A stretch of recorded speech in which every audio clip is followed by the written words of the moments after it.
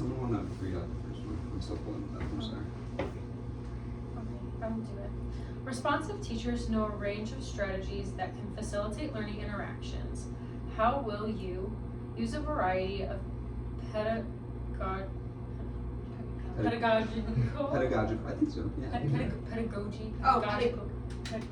I'm the long word. Pedagogical. But pedagogical approaches within each lesson. Thank you guys. I said I will use more of a collaborative approach a lot, as I want my students to be interacting with one another and being able to share out their ideas and then like learn from one another too. And this may look like working together to decode a political cartoon, peer reviewing their DPQs, pair share, and whatnot. One of mine was, I can't remember the exact guide that it came from, but basically having students have like leadership roles like in the classroom, and being like in charge of things and like coming up with like a list of rules for the classroom like on their own, so that they'll be more likely to follow them and respect them because they had a part in creating them. So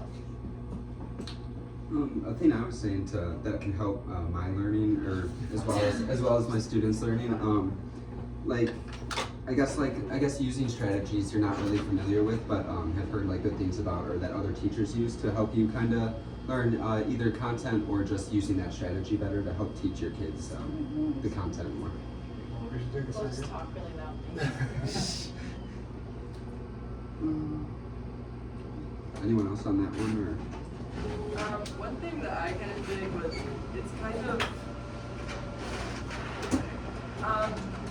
an example that I gave was just kind of like, first, math is very, sometimes obviously you want to use direct instruction just because sometimes students won't know how to do anything, but then you can move into like, kind of cooperative learning, like conventional more like having them work and then kind of teach within themselves. And then another thing that I thought was really useful was like technology, kind of incorporating some of that, especially like the example I gave was like solving linear equations. So like if you take like the students in their groups and you like put them on like desnos.com and you see like how can certain things affect your different graphs, like that can also be something very helpful to students and kind of reaches a different approach that could help focus them.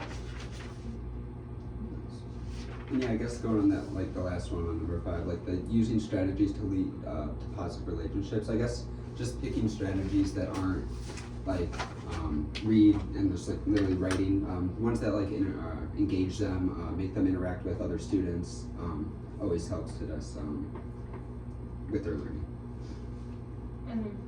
I think like another way to do this is by using like student interests to incorporate into like your lessons. So kind of making like more relatable to them, like something that they might find like interesting, which might be more engaging. To go off that, in music, we usually do like 2 or 3 songs, and we would usually have like the students vote on which one they want to do, and it could be something like, as if like a write-in. So we like to incorporate different things that they like to do, like Taylor Swift song, so we try to get like at least one something that they like to do, other than 2 things. One that I push them, and one that's really easy. So we always have like a thing to lean back on, and then something to push them to get farther ahead. So that's usually like the way that we do it. Something I said that kind of leads into something that kind of touches in question 6, but like using feedback that your students give you, I think will help foster positive relationships, just because it lets you, like, the students know that like you listen to them and that like you're taking their considerations like to heart, and like that, I think like if they see you like actively trying, like they will also try to like, on their end, so it just kind of is like a back and forth kind of thing. I think we're Do we want to go to number 6? Yeah. Okay. Responsive teachers promote, monitor, and reflect upon learning outcomes that in turn lead to improvements in student achievement and sharing of this knowledge with the students. How will we clearly demonstrate learning targets? I guess I said for mine, I kind of just like to kind of at the start go over what we kind of went over in the last class that we did, and then kind of like talk about that, and then bring in the learning target for that day. So kind of not just writing it on the board or like, but like kind of having a discussion and leading into that, and then telling them what the class is basically going to be about. I said I would have them clearly labeled on the board, because in music it's easier for us to have a more flowing class if we have exactly like what pieces we're doing. We usually say like the pieces and then the targets off to the side. Like, it'll be like, we will refine this piece, we'll work on this measure, blah blah blah blah. Or we'll have like the piece and then the measure numbers next to it, so the students are able to just go straight to that song right afterwards, instead of there being like confusion about what we're gonna do next. So that's one of the big things for us at least. I was gonna say that like my field experience teacher, she always projects like the target onto like the screen like when they walk in, and then they write down in their like books what they're doing. So it might be like analyzing different photos or something, and then they have like a log of all like the things they did each day, and that kind of like one helps them stay organized, and two they can kind of see the progression of what they're doing. So yeah. Yeah, my mentor teacher also displays like what they're going to be doing the next day, or like important deadlines that are coming up, and she gives them time at the end of class to even like take out their planners or whatever that they have to take notes in and like write down important dates and like what's for homework and like stuff like that. So Should we move on to the how can we use advanced organizers? Someone want to start on that? So, I said whenever they have like I know I keep saying in music, but without the context saying playing test doesn't sound normal. So in music, we have playing tests, and so like we would most likely hand out the different rubrics and organizers to say, hey, this is how it's gonna go.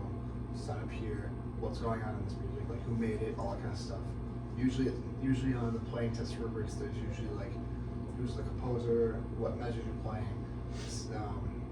about the piece, about the background of it, all that kind of stuff. And then as well as like on the back side, there's usually a thing that's on grading, so you can see exactly what you're being graded on.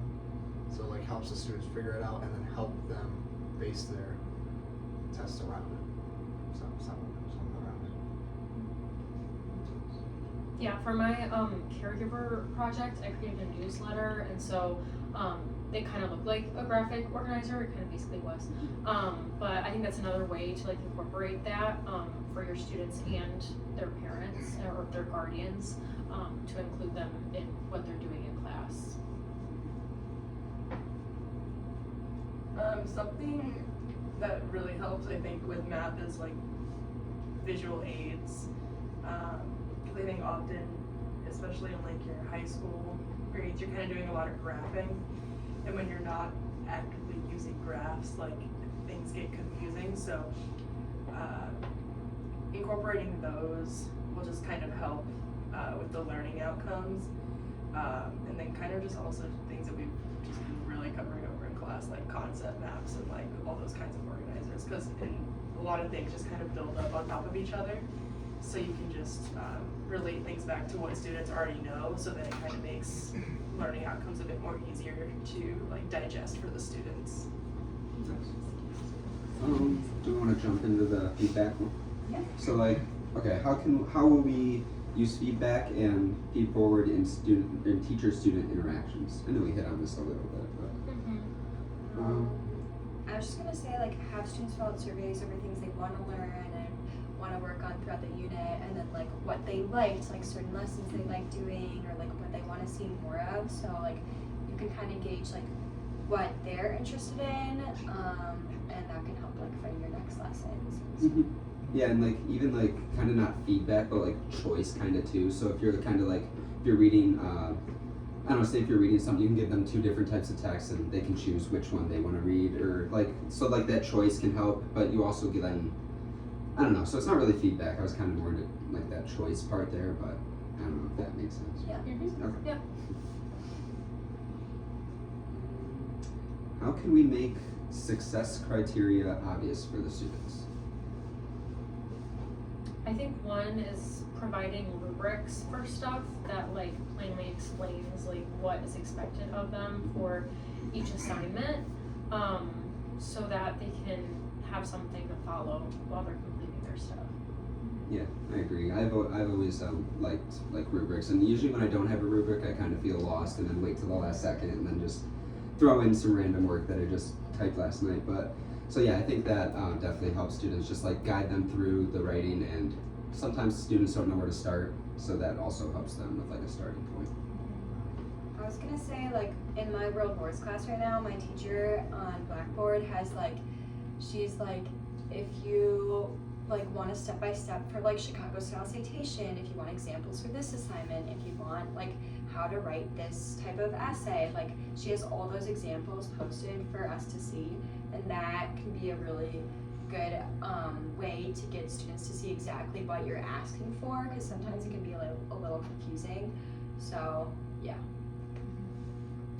Something that my mentor teacher is doing this semester that I actually really like is they gave each student like it's kind of like it's tracking like the learning objectives, but they provide it to the student, and then the students like can like rank themselves on where they're at. And then not only that, like, but like it also provides like examples like on the other side, so like students can reference like back to like what the learning target's actually saying. And I think I really just kind of like that approach, because it kind of like, you know, students can like rank themselves on where they are at, and it provides them the opportunity to like get extra help, because it does have like those extra problems on the side. And then they're also like, you can also just like come up to the teacher and they'll provide you with some more resources and all that if you feel like you need it, which I think is pretty neat for the students to like have a hold on. Well, I kind of already stated before, like how we would put them on the rank test and everything, so they have an idea of what's going on. We usually also allow the students to have like practice journals, so that if they want to say, like, if they feel comfortable on this part, or if they feel as if they need to have more, if they need to have more work on something, then they will put down like 1 to 10 how they feel about it, and then we would collect it and then we will see exactly like where they need to improve on. If they think that they aren't achieving it well enough, then we can always like have a conversation with them, or just have like private lessons with them. So it's all just about the idea of them having all this information about how I can like how you can basically get around it to help them out at the end of the day for us. Please. And another simple one, I guess, sorry, just last thing, like I think just the examples and modeling really help students see that success and what you're looking for. So, yeah. Good job, guys. I think this was the shortest we get. Yeah. We're still kind of long. We still.